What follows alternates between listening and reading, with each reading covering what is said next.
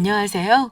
저는 30대 중반에 뒤늦게 인생의 행복을 찾은 기혼 여성입니다.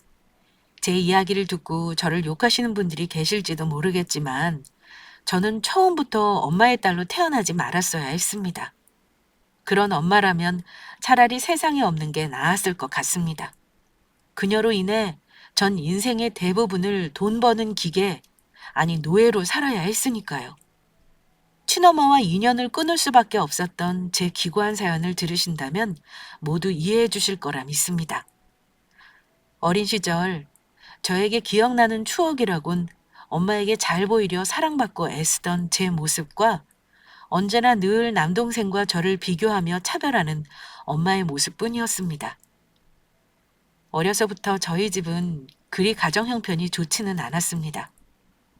엄마와 아빠는 젊은 시절 만나 일찍 결혼하셨고 젊은 나이에 부모가 되었는데 아빠는 가족들의 생계를 위해 트럭 운전기사로 일을 하며 전국 곳곳을 돌아다니셔야 했습니다.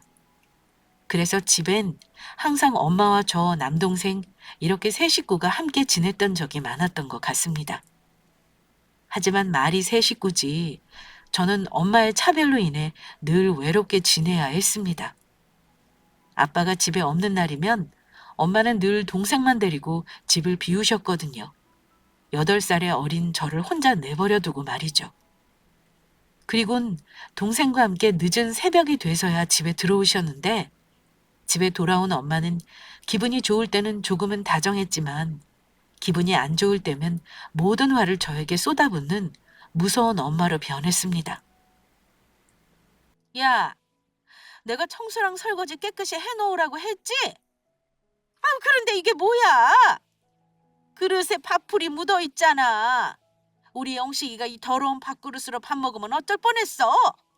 그리고 집안은 왜 이렇게 지저분한 거야? 열심히 청소한 건데 죄송해요, 엄마.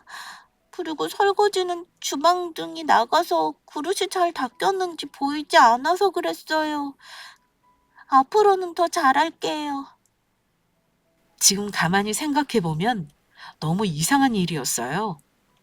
아빠가 트럭 운전 기사 일로 열심히 벌어 떵떵거리고 사는 부자는 아니었지만 그렇게 못 버는 것도 아니었을 텐데 언제나 궁핍한 생활을 해야 했거든요. 냉장고는 항상 텅텅 비어 있었고 가끔은 김치와 쌀이 떨어지는 날도 있었어요. 설거지에 밥풀이 묻었던 것도 불이 나간 주방 전등을 갈 돈이 없어 방치해둔 이유 때문이었죠. 하지만 저는 더욱 청소를 열심히 해서 엄마를 기쁘게 해드리고 싶은 마음뿐이었습니다. 어린 마음에 그래야 엄마의 관심과 사랑을 받을 수 있다고 생각했거든요. 그래서 저는 늘 아빠의 품이 그리웠습니다. 언제나 다정하고 늘 아낌없이 사랑을 주던 분이었으니까요. 그리고 유독 딸이라는 이유로 저를 예뻐하셨거든요.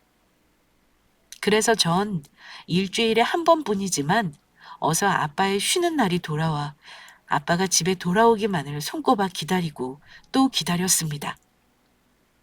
아빠는 집에 들어올 때면 늘 제가 좋아하는 통닭이랑 과자 보따리를 한아름 사들고 돌아오셨는데 그럴 때면 온 세상을 다 얻은 기분이었죠. 하지만 그와 반대로 아빠와의 즐거운 짧은 하루가 지나고 헤어질 다음 날이 올 때면 너무도 슬펐습니다. 왜냐하면 아빠가 사라지고 나면 전 또다시 혼자가 될 테니까요. 그러나 가족들을 위해 돈을 벌러 나가는 아빠 앞에서 차마 슬픈 내색을 할 수 없었습니다. 아빠, 조심히 잘 다녀오세요. 전화도 자주 주셔야 해요. 그래, 알았다, 우리 딸. 다음에 만날 때까지 건강하게 잘 지내고 있어야 한다. 착한 우리 첫째 딸. 아빠 보물. 아빠가 우리 딸 많이 사랑하는 거 알지? 아빠 없이 엄마 혼자 있으려면 힘드니까 말 잘 듣고 엄마 옆에서 우리 송이가 많이 도와줘야 한다. 동생이랑 싸우지 말고. 네, 아빠. 이 송이만 믿으세요. 하지만 어째서인지 일주일에 한 번 보던 아빠를 저는 더 자주 볼 수 없게 되었습니다. 엄마는 아빠에게 내 식구가 생활하려면 생활비가 부족하다며 돈을 더 벌어오길 요구하셨고, 그저 가족밖에 모르던 아빠는 더 많은 돈을 벌기 위해 집에 오는 것조차 포기하며 일을 했기 때문입니다. 그래서 일주일에 한 번 보던 아빠를 어느 순간부터는 한 달에 한 번, 또 길게는 두세 달에 한 번밖에 보지 못하던 날도 많아졌습니다. 그런데 이상하게도 저희 집 생활은 점점 더 궁핍해갔고 급기야 라면으로 끼니를 때우는 날이 더 많아졌습니다. 그렇게 시간이 흘러 고등학생이 되던 해에 저는 저희 집 형편이 왜 그렇게 어려워졌는지, 그리고 엄마는 동생을 데리고 왜 그렇게 집을 많이 비우셨던 건지 그 진짜 이유를 알게 되었습니다. 빚쟁이들이 집으로 쳐들어왔으니까요. 빚을 졌으면 갚아야 할 거 아니야? 당장 내 돈 갚지 못해? 남편이 트럭 운전기사라 돈도 잘 번다면서 큰소리 뻥뻥 치더니 내 돈을 언제 갚을 건데? 게다가 둘째 아이가 아프다고 하도 위급해 보여 빌려줬더니 다 도박하는 데 썼다며? 누가 그러는데? 내가 도박했다고? 거기서 영식이 엄마 본 사람이 있어? 영식이 꼬마일 때부터 들락날락거렸다며? 불법 도박으로 신고하기 전에 당장 내 돈 갚아! 그랬습니다. 엄마는 오랜 시간 동안 도박을 해왔던 것입니다. 빚쟁이들이 돌아가고 엄마는 저에게 애걸하며 부탁했습니다. 송이야, 제발 부탁이니 아빠한테는 비밀로 해주면 안 되겠니? 이 사실을 알면 아빠가 충격받아서 혹시 일하시다 사고라도 나면 어떻게 하니? 엄마가 앞으로는 도박도 끊고 열심히 일해서 빚도 갚을 테니까 아빠한테도 비밀로 해줘라. 응? 이렇게 부탁하마. 처음으로 약한 모습을 보이며 다정한 목소리로 제게 부탁하는 엄마를 보며 저는 차마 엄마의 그 부탁을 외면할 수 없었습니다. 가뜩이나 가족들 먹여 살리느라고 집에도 잘 못 들어오는 아빠를 보며 엄마의 일까지 신경 쓰게 해드리고 싶지 않은 이유도 있었고요. 알겠어요. 하지만 이번 한 번뿐이에요. 절대로 앞으로는 도박에 손대시면 안 돼요. 저도 학교 다니면서 아르바이트해서 엄마 빚 갚는 데 도와드릴게요. 정말? 그래 주겠니? 이 엄마한텐 우리 송이밖에 없다. 정말 고맙다. 고맙다, 송이야. 태어나 처음으로 들어보는 엄마의 진심이 담긴 칭찬의 말이었습니다. 저는 그렇게 엄마의 말을 철석같이 믿고 새벽에는 신문을 돌리고 저녁에는 패스트푸드점 알바를 하고 새벽에는 공부하며 학생이란 신분과 어울리지 않은 바쁜 나날을 보냈습니다. 그리고 결국 집안의 어려운 형편에 대학 진학을 포기해야만 했습니다. 힘든 형편에 저까지 대학에 가면 남동생을 대학에 보낼 수 없다는 이유에서였습니다. 동생은 남자이니 취직도 하고 결혼도 하려면 꼭 대학에 가야 한다며 늙으면 본인은 모실 사람은 남동생밖에 없다는 엄마의 강력한 주장 때문이기도 했죠. 공부를 못해 밑바닥에서 기는 남동생의 성적과 달리 저는 반에서 1, 2등을 할 정도로 성적이 좋은 편이었지만 말이에요. 그래서 좋은 대학에 가 대기업에 취직해 성공해서 가족들을 행복하게 해주고 싶다는 저의 꿈도 포기해야만 했습니다. 그렇게 저는 고등학교를 졸업하고 취업 전선에 뛰어들었고 앞날을 생각하면 기술직이 좋다는 주변 사람들의 말에 미용실에 취직해 일을 배우며 미용사 자격증 시험을 준비하게 되었습니다. 그리고 첫 월급을 받은 날 기쁜 마음으로 삼겹살을 사들고 집에 갔습니다. 하지만 엄마는 엄마에게 첫 월급을 내밀며 삼겹살을 사온 저에게 고생했다는 말 대신 그저 남동생의 숟가락 위에 삼겹살을 올려주기 바빴습니다. 우리 아들 요즘 공부하느라고 힘들지? 많이 먹고 힘내야 한다. 알았어. 그리고 엄마 조금만 기다려. 내가 성공하면 엄마 호강시켜줄게. 그리고 난 누나처럼 싸구려 삼겹살 말고 엄마한테 2 플러스 한우만 먹여줄 거야. 역시 우리 아들이 최고다 최고. 송이 너도 들었지? 투뿔 한우란다. 너도 네 동생의 판의 반만큼이라도 좀 닮아봐라. 호주산 소고기도 아니고 삼겹살이 뭐니 삼겹살이. 아니 저는 우리 집 형편에 소고기는 사치인 것 같아서 삼겹살도 맛있으니까요. 됐다 됐어. 너한테 무슨 말을 하겠니? 사왔으니 먹는데 다음부터는 웬만하면 소고기로 사와. 알겠니? 네, 엄마. 죄송해요. 저는 죄인이 된 기분으로 더는 아무 말도 못한 채 갑작스레 넘어가지 않은 삼겹살을 아무 말 없이 입에 꾸역꾸역 밀어 넣어야 했습니다. 그리고 그때 저는 다짐했습니다. 헤어 디자이너로 꼭 성공해서 엄마에게 인정받겠다고요. 그리고 그토록 엄마와 남동생이 외치던 투뿔 한우를 질리도록 배 터지게 먹게 해주겠다고요. 그렇게 집에서 천대 아닌 천대를 받으며 저는 성공을 위해 그리고 저희 집 빚을 갚기 위해 쉬는 날까지 미용실에 나가 추가로 일하며 밤낮 없이 자격증 시험 공부에 매달렸습니다. 그 노력 덕분인지 몇 개월 후 미용사 자격증을 따게 되었고 작게라도 제 샵을 차리는 것이 꿈이었던 저는 적은 월급이지만 엄마 몰래 월급에서 얼마를 따로 떼 돈으로 모았습니다. 그렇게 세월이 흘러 직장에서도 헤어 디자이너로 인정받으며 생활하던 중 저에게도 뜻밖의 기회가 찾아왔습니다. 슬슬 독립을 준비하며 미용실을 알아보던 중 목 좋은 자리에 급히 가게를 내놓은 곳을 발견한 것입니다.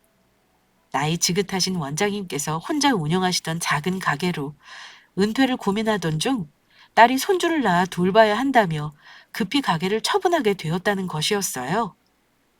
저는 그렇게 꿈에도 그리던 제 가게를 차리며 미용실 원장님이 되었습니다. 그렇게 남다른 센스와 성실함으로 조금씩 자리를 잡던 중 아주 우연한 계기로 저는 제 인생의 전환점이 될 큰 행운과 맞닥뜨리게 되었습니다. 유명 유튜버가 우연히 저희 샵에 들러 머리를 하게 되었는데 제가 해준 머리가 마음에 든다며 다시 한번 머리를 하며 방송을 하고 싶다는 것이었습니다. 그렇게 저는 유튜버가 하는 방송을 타게 되었고 저희 가게는 한마디로 대박이 터지게 되었습니다. 방송을 보고 연락한 손님들로 예약이 밀리며 혼자 일하던 저는 직원들까지 뽑아쓰게 된 것이죠. 그리고 몇 년 후 단골이셨던 분께 큰 투자를 받고 조금 부족했던 돈은 은행 대출을 받아 강남에 크게 미용실을 차리게 되었습니다. 어떻게 보면 남들과 다른 빠른 성공이었고 저는 가족들을 위해 열심히 사셨던 아빠를 이제 조금 편하게 해드릴 수 있겠다는 희망에 부풀어 있었습니다. 아주 잠시 동안 말이죠. 정신을 차린 줄 알았던 엄마가 또다시 사고를 치고 말았던 것입니다. 엄마에게 빚을 졌다는 빚쟁이들이 저의 미용실로 찾아왔던 것입니다. 그리고 전 빚쟁이들에게서 큰 충격적인 사실을 듣게 되었습니다. 알고 보니 고등학교 때부터 제가 알바를 하며 벌어온 돈으로 엄마는 빚을 갚은 게 아니었어요. 빚을 갚기 위해 일을 나간 척 저를 속이고 제가 번 돈으로 도박을 하며 다른 사람들에게도 계속 빚을 졌던 것입니다. 이봐, 아가씨도 알고 있었어? 아가씨가 고등학교 때 알바로 벌어온 돈으로 당신 엄마가 계속 도박하고 다닌 거. 예? 그게 무슨 말씀이세요? 아가씨, 이제 어떻게 할 거야? 딸이 성공한 잘 나가는 미용실 원장님이라고 해서 돈까지 빌려줬는데 이렇게 나오면 당신 엄마 고소해서 쇠고랑차게 할 수밖에 없어. 앞으로 어떻게 할 건지 확실히 말해. 그럴 때까지 이 미용실에서 한 발짝도 안 움직일 테니까. 저는 빚쟁이들이 한 말들이 사실인지 엄마에게 전화해 확인했고 일단 빚쟁이들이 미용실로 찾아오지 못하게 해야 했기에 빚을 꼭 갚겠다는 차용증을 써줄 수밖에 없었습니다. 그리고 일이 끝나자마자 곧장 집으로 달려가 저는 처음으로 엄마에게 화를 내며 소리를 지르고 말았어요. 엄마, 이게 도대체 어떻게 된 거예요? 저랑 도박 안 하기로 약속하지 않으셨어요? 저 고등학교 때 알바비까지 도박으로 다 탕진하셨다면서요? 어떻게 저한테 이러실 수가 있어요? 아니 얘가 뭐라는 거니? 지금 이만큼 네가 잘 된 게 누구 덕분인데 어디서 함부로 짓거리는 거야? 뭐라고요? 말 맞다나. 너 그때 내가 취업하지 말고 대학 가라고 했으면 어쩔 뻔했니? 평범한 직장인밖에 더 됐겠어? 내 말대로 취업해서 머리 배운 덕분에 가게도 차리고 강남의 유명한 미용실 원장님도 되고 이렇게 잘 나가게 된 거 아니야?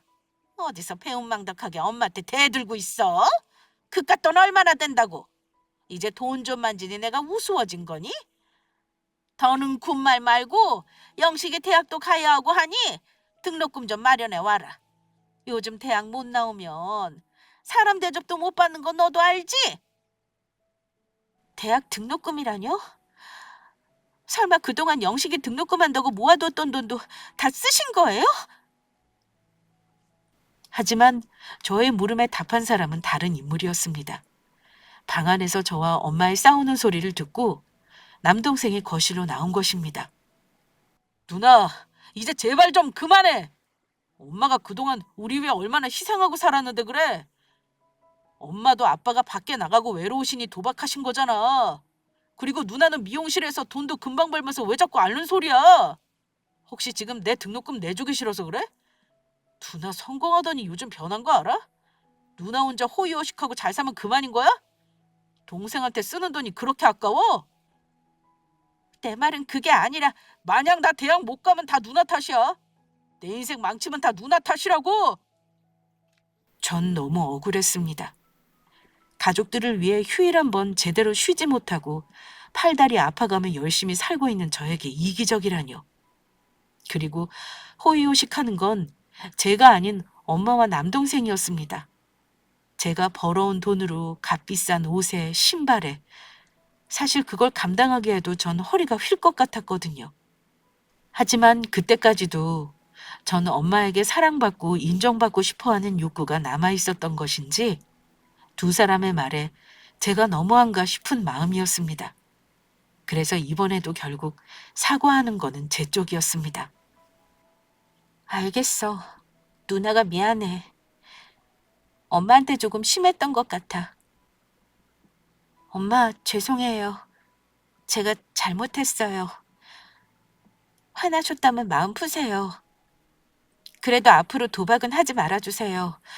그러다 정말 경찰서라도 끌려가시면 어쩌려고요. 그래, 알겠어. 그러니 너도 이제 잔소리 좀 그만하고 돈이나 좀 더 벌어와라. 우리 영식이 등록금 마련하려면 더 열심히 벌어야 하지 않겠니? 저는 결국 은행에 가 받지 않아도 되는 대출까지 다시 받아 빚을 갚으며 더 늦게까지 미용실 운영하고 손이 닳도록 일해야 했습니다. 그리고 남동생은 두 번의 재수 끝에 겨우 대학에 입학할 수 있었습니다.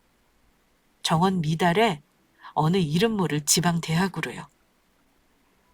그렇게 시간을 흘러 일을 하며 저는 바쁜 나날을 보냈고 엄마는 버릇을 고치지 못했는지 중간중간 빚쟁이들이 미용실로 찾아오는 일도 계속되었습니다. 그러던 어느 날 벌어지지 말아야 할 큰일이 터지고 말았습니다. 손님의 머리를 바삐 만져주고 있는데 직원 한 명이 저에게 급히 달려온 것입니다.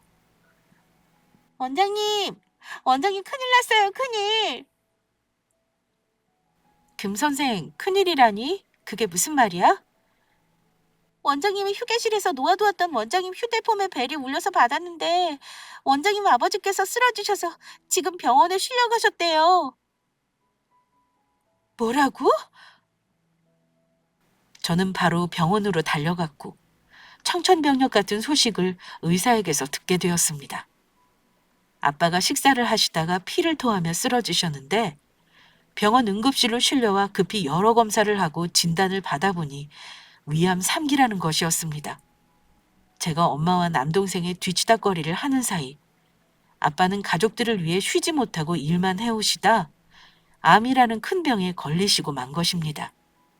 저는 입원한 아빠 옆에서 하염없이 눈물만 흘릴 수밖에 없었습니다. 그런데도 아빠는 제 걱정만 하시더군요. 당신 치료비에 생활비까지 이제는 오롯이 전부 제 몫이 되어버린 것이니까요. 저는 이제 정말 집안의 가장이 되어버렸습니다. 그래서 전 그런 거 모두 상관없으니 어서 빨리 건강해지시라 곁에만 있어달라 말씀드렸습니다. 그리고 그 후 뒤늦게야 병원에 도착한 엄마와 남동생의 행동은 차마 인간이라면 하지 못할 것들이었습니다. 저는 엄마와 남동생의 입에서 나오는 충격적인 말들에 순간 제 귀가 잘못되었나 의심했을 정도였으니까요. 당신 정말 아픈 거예요? 아, 이렇게 아프면 이제 돈은 누가 벌어와요? 송이가 벌어오는 돈으로 영식이랑 나랑 한 달 살기도 빡빡한데 이렇게 아프면 어쩌자는 거예요? 맞아, 아빠. 건강관리 좀 잘하지 그랬어. 아빠 때문에 이게 뭐야? 여보, 영식아, 내가 미안해. 어서 나와서 다시 열심히 돈 벌어올게. 조금만 기다려줘. 저는 참을 수 없는 분노에 몸이 떨려왔습니다. 생사의 기로에 서 있는 아빠에게 어떻게 그런 말을 할 수 있는지 도저히 용서할 수가 없었던 겁니다. 저는 병실에서 나와 엄마와 남동생을 사람이 없는 구석진 곳으로 데려갔습니다. 두 사람 다 해도 해도 너무한 거 아니에요? 아빠가 위암이라는데 돈 걱정부터 한다니. 엄마는 아빠가 그동안 우리 때문에 고생하다 병나신 거 안 보여요? 뭐? 지금 네 아빠 아픈 게 전부 내 탓이라도 된다는 거니? 자기가 자기 몸 관리 못해서 아픈 걸 나보고 어쩌라고. 내가 네 아빠 병 걸리라고 했어? 맞아, 누나. 왜 가만히는 엄마한테 그래? 가뜩이나 이제 아빠가 돈 못 벌어와서 짜증나는 상황에. 네가 그러고도 사람이니? 아빠가 아프신데 자식이 돼서 돈 걱정이나 하고. 송이 너 닥치지 못하겠니? 영식이 냅둬라. 제 아빠 닮아서 이기적이고 자기밖에 몰라서 그러거니 더 뭐라고 하겠니? 제 아빠 닮아서 짜증나는 소리만 하고. 뭐, 뭐라고요? 엄마도 너무 신경 쓰지 마. 누나 철없이 구는 거 어디 한두 번이야? 누나, 제발 이제 철 좀 들어. 엄마가 누나 때문에 얼마나 힘들어하는지 알아? 저는 할 말을 잃고 말았습니다. 그제야 정신이 번쩍 들더군요. 진정 가족들을 위해 희생한 아빠를 두고 그동안 제가 뭐를 했나 싶더라고요. 엄마와 동생에게 신경 쓰느라 정작 중요한 걸 놓치고 살았던 것입니다. 이제야 모든 것들이 제대로 보이기 시작했습니다. 엄마는 단 한 번도 아빠를 남편으로 저를 자신의 친자식으로 여긴 적이 없었던 거예요. 그것도 모르고 바보처럼 엄마에게 사랑과 관심을 구걸하고 있었습니다. 하지만 이 사건을 계기로 전 변하게 되었습니다. 진짜 나를 사랑하고 지켜주신 아빠를 이젠 제가 지켜야겠다는 결심을 서게 만든 겁니다. 전 바로 행동에 나서기 시작했습니다. 그리고 그 행동이 엄마를 화나게 했는지 바로 전화가 왔습니다. 야, 이게 어떻게 된 거야? 사용할 수 없는 카드라니. 누가 마음대로 내 카드 정지시키래? 그리고 이번 달 번 돈은 왜 통장에 입금 안 시키는데? 엄마, 말은 바로 해야죠. 그게 왜 엄마 카드예요? 제 이름으로 된 제 카드죠. 그리고 앞으로는 우리 보지 말고 살아요. 엄마는 저랑 아빠 없어도 영식이만 있으면 충분히 잘 살 수 있는 사람이니 이제 우리는 남남이에요. 은행에 대출받아서 몇 개월 살 수 있는 돈은 통장으로 보낼 테니 그걸로 어떻게든 살아보시고 그 후에는 알아서 영식이랑 사세요. 아, 아빠도 앞으로는 제가 모실 테니까 연락하지 마시고요. 남편과 딸을 그저 돈 벌어오는 기계로 하는 사람과는 더 이상 살 수가 없답니다. 앞으로 엄마 빚쟁이들이 찾아와도 저는 모르는 사람이라고 할 테니까 알아두세요. 만약 저와 아빠한테 연락하면 스토커로 경찰에 신고할 테니까 그렇게 아시고요. 어차피 전화번호도 바꿀 거지만 이만 끊어요. 뭐라고? 야, 이 기집애야! 송이야! 그리고 저는 열심히 일하시는 아빠가 충격받을까, 혹 그러고 운전하다 사고라도 내실까 말씀드리지 못했던 그간의 일들을 전부 말씀드렸습니다. 저의 말에 아빠는 한동안 큰 충격을 받으신 듯 했으나 곧 마음의 정리를 끝내신 것처럼 보이셨습니다. 저에게 많이 미안해 하시면서요. 저는 그렇게 집을 나와 작은 자취집을 얻었고 아빠도 엄마와 남동생이 찾아오지 못하도록 다른 병원으로 옮기게 되었습니다.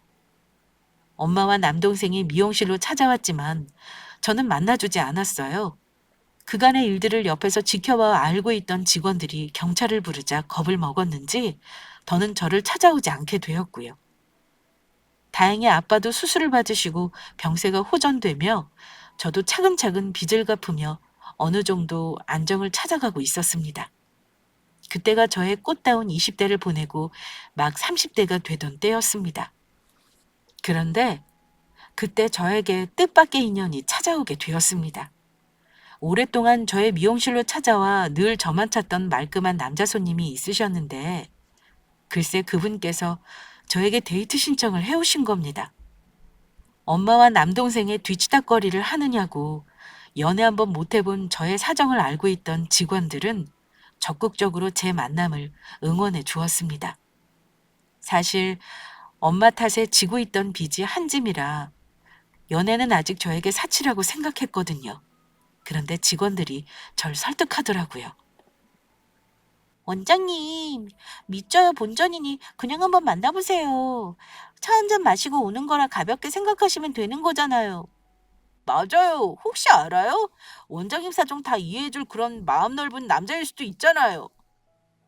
직원들의 말에 저도 약간 마음이 흔들리기 시작했고 손해보는 것도 아니니 어디 한번 이야기나 해보고 오자 하는 마음으로 만나게 되었습니다. 그렇게 만난 그 사람은 그러니까 지금 저의 남편이 된 그이는 생각보다 아주 괜찮은 사람이었습니다. 이렇게 다시 만나 반갑습니다. 직원분들에게 물어보니 원장님 성함이 이송이라고 하던데 송이 씨라고 불러도 되죠? 단정하고 반듯한 데다 다정하게 웃는 그의 모습에 저는 그만 마음을 빼앗기고 말았고 처음 본 순간부터 저에게 반했다며 적극적으로 밀고 나오는 그의 구애에 우린 연애란 것을 시작하게 되었죠. 알고 보니 그이는 젊은 나이에 성공한 건실한 사업가였습니다. 자신도 바쁘면서 늦게까지 일하는 저를 위해 미용실 앞으로 데리러 오고 제 시간에 맞춰 데이트를 하며 몸에 좋다는 보약들을 해다 바치는 등 저에게 늘 지극정성이었습니다. 우리는 그렇게 시간이 지날수록 사랑과 신뢰가 쌓이며 애틋한 사이가 되었습니다. 그러다 결국 그이가 저에게 청혼을 해오더라고요. 송이야, 우리 결혼하자. 내가 잘해줄게. 아픈 자기 아버님도 내가 잘 모시고 자기도 고생 안 시키고 평생 행복하게 해줄게. 나한테 와주라.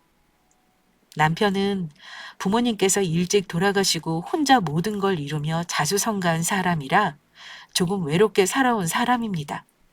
그래서 그런지 제가 저의 아빠 이야기를 했을 때 부담스러워 하기보다는 같이 걱정하며 저의 아빠를 자신의 친부모님처럼 대해주었습니다.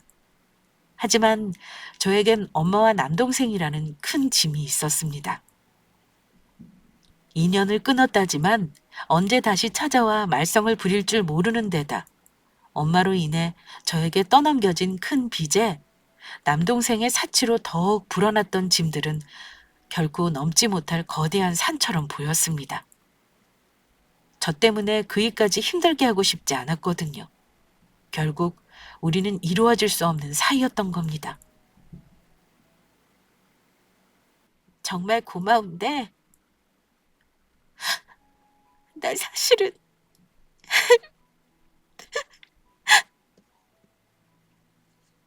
저는 엄마와 남동생에 대한 이야기를 그제야 전부 그이에게 털어놓을 수 있었습니다.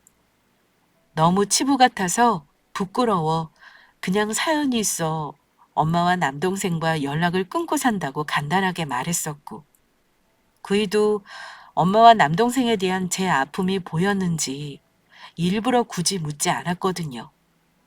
지금 생각해보면 제가 그에게 언젠가 마음을 터놓고 이야기해 주길 기다렸던 것 같기도 합니다. 그런데 펑펑 울며 모든 걸 털어놓은 저에게 남편이 말했습니다. 그것도 다정하게 저를 꼭 안아주면서 그랬구나. 우리 송이가 혼자 너무너무 힘들었겠다. 그런데 내가 왜 그런 거로 떠나? 만약 그런 일이 생기면 송이가 힘들지 않게 내가 같이 싸워줄게. 그리고 나 그 정도 돈은 갚아줄 수 있는 능력 있어. 나는 자기가 있어야 행복할 수 있는 사람이야.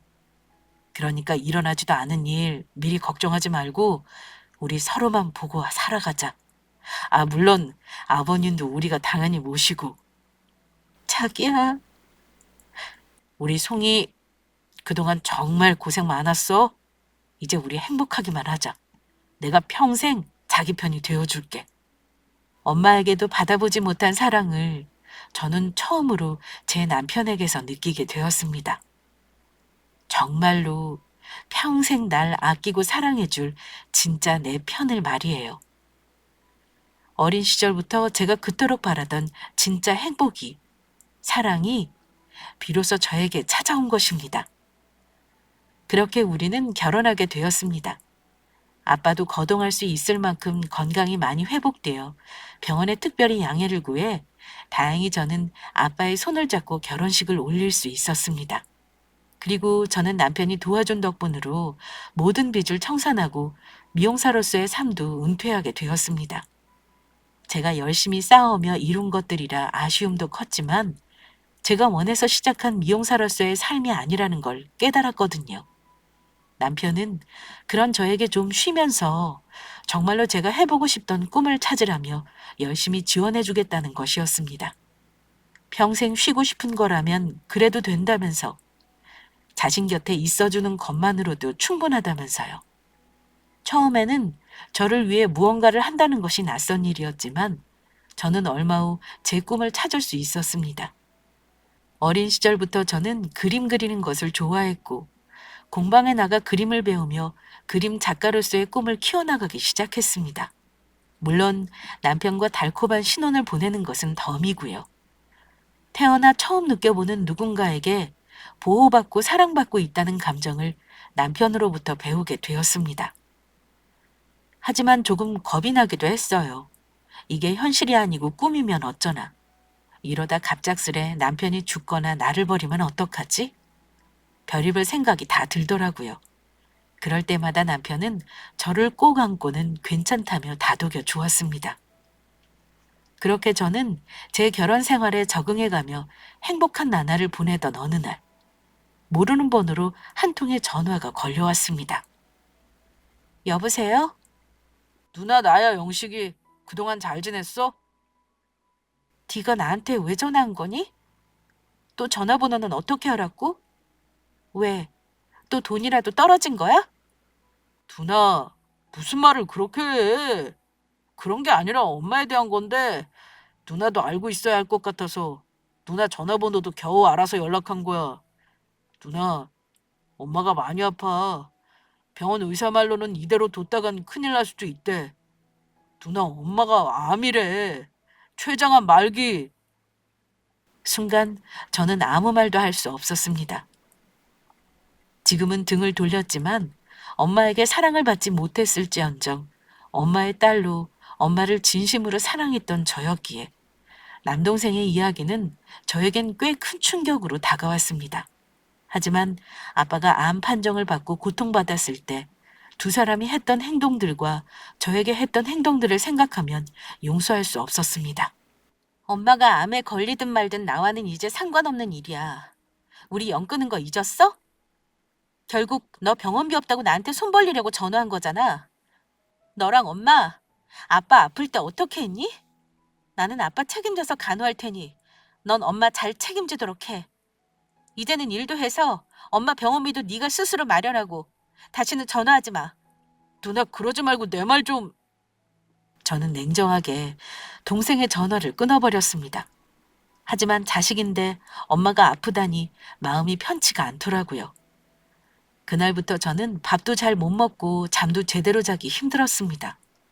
이미 남동생과 통화한 제 이야기를 듣고 저의 힘들어하는 모습을 지켜보던 남편은 안 되겠는지 먼저 말을 꺼내왔습니다.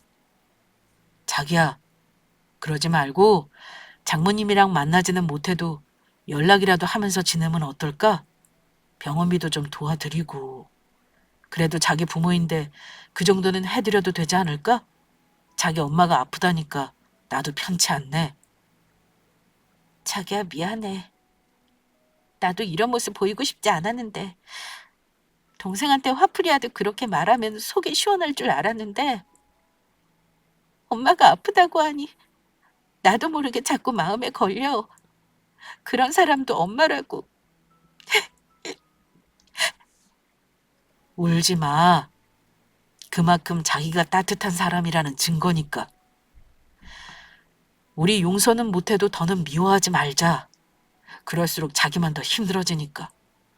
그냥 우리가 해드릴 수 있는 건 조금씩 도와드리자. 응? 자기야. 자기야, 고마워.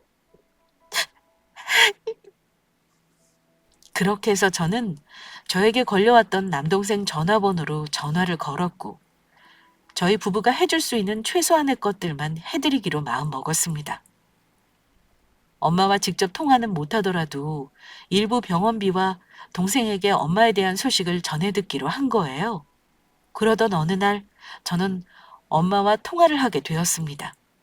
동생 말로는 엄마가 저에게 꼭 하고 싶은 말이 있다면서 제게 전화가 오면 꼭 바꿔달라고 했다는 것이었어요. 송이야, 그동안 엄마가 미안했다. 많이 섭섭했지? 아프고 나니 엄마가 우리 송이한테 얼마나 잘못했는지 알겠더라. 미안하다, 송이야. 이 불쌍한 엄마 한 번만 용서해주면 안 되겠니? 엄마의 미안하다는 그 한마디에 그동안의 서름이 눈 녹듯 사라지는 것 같았습니다. 표현은 안 했지만 저를 아프게 한 엄마라도 그립고 보고 싶었나 봅니다.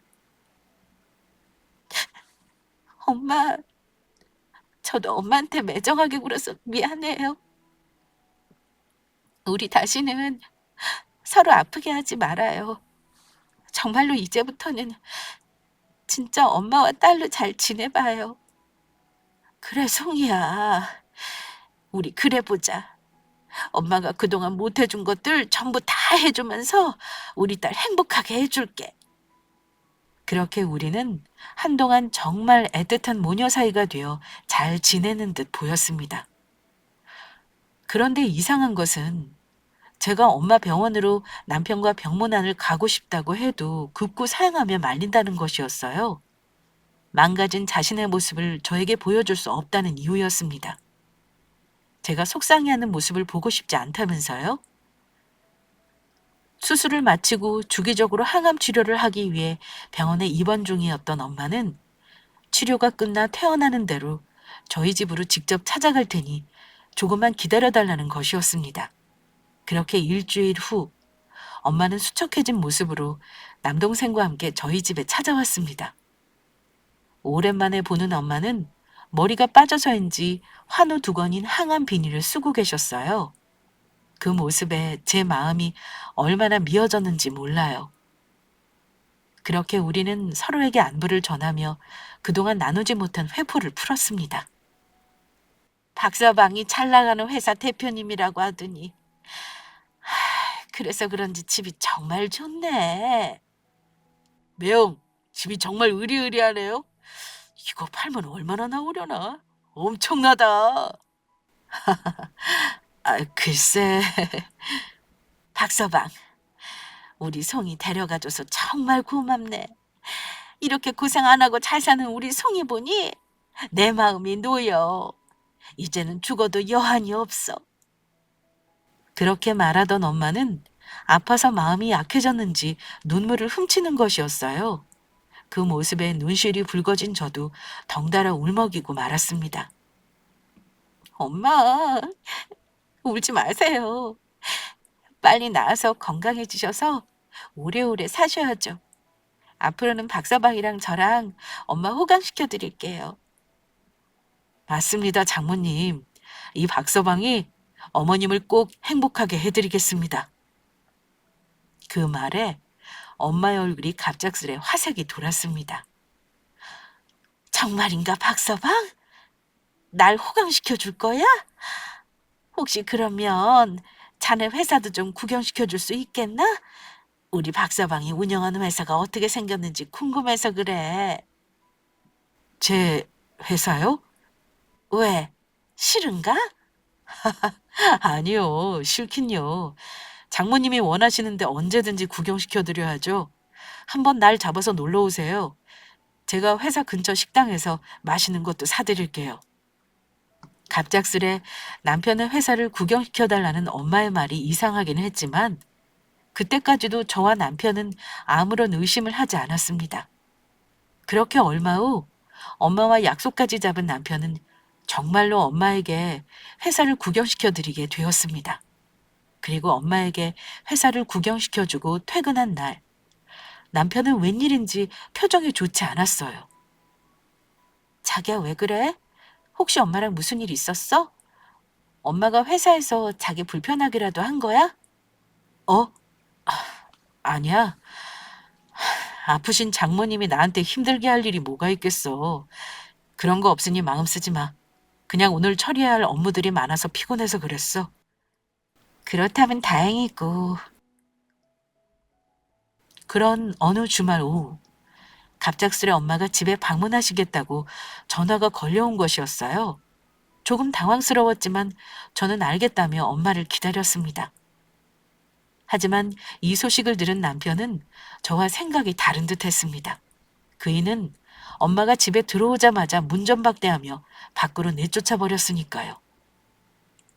당신이 우리한테 해준 게 뭔데 찾아온 거야? 당신 같은 사람은 장모도 아니니까 다시는 우리 두 사람 앞에 나타나지 마. 그때는 정말 내가 가만두지 않을 테니까 알겠어? 아니, 박서방. 갑작스레 왜 그러는 거야? 난 단지 자네 회사가 잘 되는지 궁금해서 물어보려 찾아온 것 뿐이네. 당장 내 집에서 나가. 나가라고! 남편은 엄마를 문 밖으로 밀어내고는 현관문을 잠갔습니다. 저는 당황한 채 그런 남편의 모습을 지켜보고 있다 그만 화를 내고 말았습니다. 평소 착하던 제가 알던 남편은 온데간데 없고 아픈 저희 친정엄마를 내쫓는 매정한 남편의 모습이었으니까요. 자기 지금 이게 뭐 하는 짓이야? 어떻게 아무 잘못도 안 한 아픈 엄마를 내쫓을 수가 있어? 자기 이런 사람이었어? 난 그게 아니고 이건 모두 자기를 위한 일이었어. 당신이 모르는 사실이 있어. 모르는 사실이라니. 지금 그게 무슨 말이야? 싫은 말이지. 그렇게 말하며 남편은 자신의 핸드폰을 꺼내더니 그의 핸드폰에 저장된 한 동영상을 재생시키기 시작했습니다. 그리고 저는 동영상을 보다 그만 경악하고 말았습니다. 동영상은 남편의 사장실에 설치한 CCTV에 찍힌 것으로 글쎄 동영상 안에는 남편 사장실에서 금고를 열어 몰래 현금을 훔치고 있는 엄마의 모습이 고스란히 찍혀 있던 겁니다. 남편의 회사를 구경시켜달라고 해서 남편과 만났던 그날, 엄마는 남편이 사장실을 잠시 비운 사이 몰래 금고를 열어 돈을 훔친 거였어요.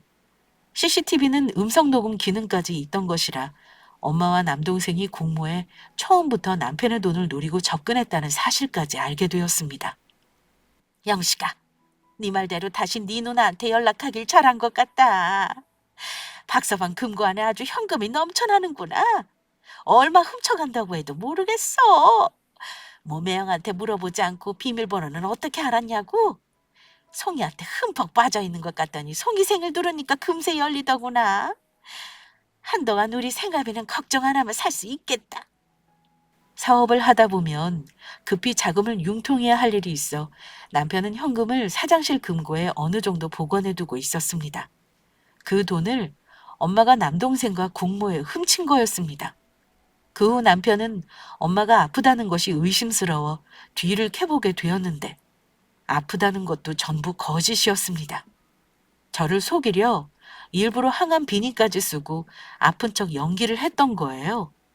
남편과 제가 병원을 찾아간다는 말에 반대했던 것도 거짓말이 들통날까 그랬던 것이고요. 저는 끝끝내 저를 기만한 두 사람을 도저히 용서할 수 없었습니다. 자기야, 미안해. 그것도 모르고 당신에게 화를 냈어. 아니야. 나도 끝까지 숨기고 싶었는데 사장실 금고까지 털어놓고 다시 나타나지 않을 줄 알았던 장모님이 뻔뻔하게 다시 우리한테 전급하니 참을 수가 있어야지.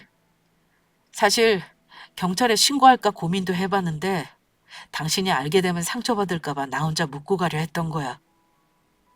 정말 미안해. 내가 뭐라고 할 말이 없어. 엄마와 남동생을 믿은 내가 바보야. 자기야, 다시는 장모님이 우리 찾아오지 못할 거니까 똥 밟았다 생각하고 그만 있자. 곧 태어날 아버님 잘 모시면서 우리끼리 행복하게 살자. 아니야, 그렇게는 안 돼. 이번만큼은 절대 용서할 수 없어. 자기는 나만 믿고 기다리고 있어. 이번만큼은 아주 매운맛이 뭔지 보여줘야겠어. 저는 다음 날 바로 엄마와 남동생을 커피숍으로 불러냈습니다. 그러자 엄마와 남동생은 저를 만나자마자 자신들의 잘못을 뉘우치는 것이 아니라 피해자인 양 연기를 하며 저와 박서방의 사이를 갈라놓으려 하는 것이었어요. 우리 딸 잘 지냈어? 우리 딸도 봤지? 박서방이 엄마한테 하는 짓을. 어떻게 나한테 그럴 수 있니? 맞아, 누나. 나도 엄마한테 들어서 알았어. 배영 좋은 사람인 줄 알았더니 정말 나쁜 인간이야. 엄마 내쫓고. 누나 그러지 말고 매영이랑 이혼하는 게 어때? 어차피 이혼하면 매영 잘 사니 위자료도 두둑히 받을 테고 그 돈으로 우리 세 식구 행복하게 살자. 그래, 송이야. 영식이 말대로 그렇게 하자. 두 사람의 말에 저는 빙그레 웃으며 고개를 끄덕여 주었습니다. 그래, 우리 세 식구 행복하게 잘 살아야지. 제 말을 어떤 뜻으로 받아들였는지 엄마와 남동생은 반색하며 아주 신이 나 있었어요. 그렇지? 이혼할 거지? 엄마가 아는 변호사 있으니 소개해주마. 위자료도 아주 투둑히 받아달라고 할게. 앞으로는 송이, 나, 그리고 우리 영식이 이렇게 셋이 행복하게 살자. 누나 정말 잘 생각했어. 이제야 우리 누나 같네. 누나도 이제 좀 철이 드나 봐. 아니, 그런데 두 사람 지금 무슨 말을 하는 거예요? 제가 말한 세 식구는 나랑 내 남편 그리고 아빠인데 남편이 사장실 비웠을 때 돈 훔쳐가면 모를 줄 알았어요? 최순자님? 뭐, 최순자? 어디서 버르장머리 없이 엄마 이름을 함부로 부르고. 너 지금 엄마한테 그게 무슨 말버릇이니? 엄마는 무슨 엄마. 어느 엄마가 사위 돈을 훔쳐가. 그것도 딸한테 아프다고 사기까지 치면서. 저는 그렇게 말하며 핸드폰으로 엄마가 남편 사장실 금고에서 돈을 훔치고 있는 CCTV를 찍힌 동영상을 보여주었습니다.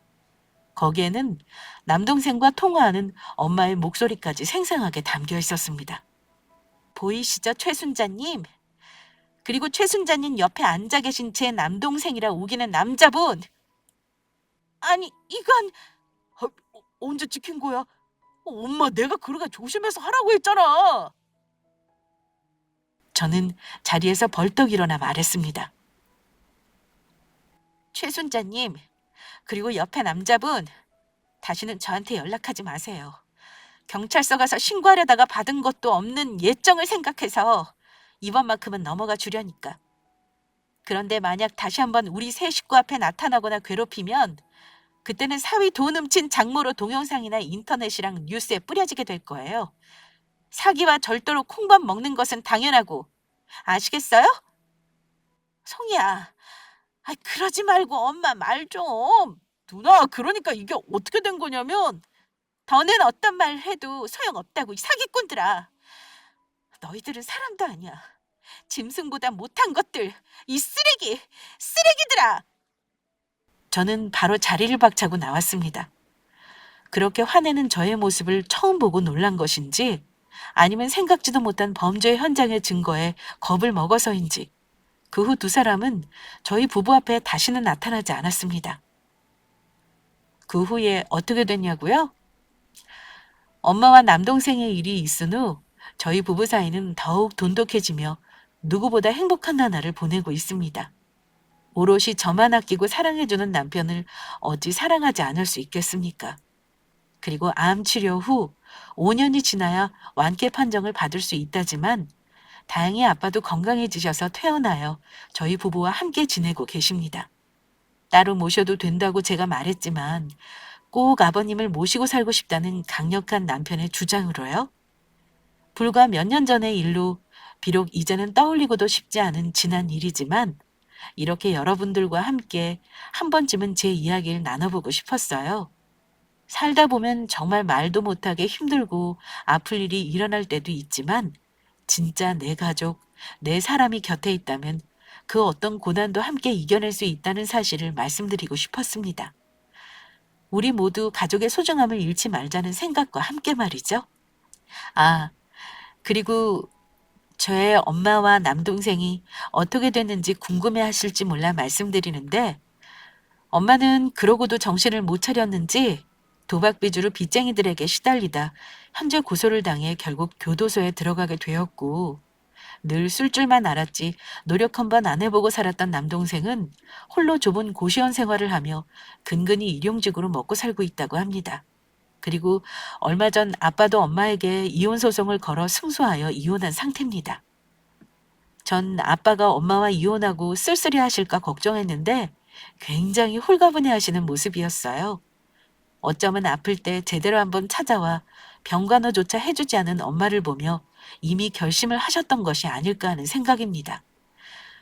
끝으로 저와 비슷한 아픔을 가진 모든 분께서도 힘내셨으면 좋겠다고 말씀드리고 싶어요. 지금의 저처럼 언젠가는 나를 알아줄 좋은 사람을 만나게 될 테니까요. 그러면 모두 고되고 힘든 세상, 곁에 있는 소중한 사람들과 함께 웃으면서 힘내서 사시길 바랍니다. 제 이야기를 들어주셔서 감사합니다. 모두 행복하세요.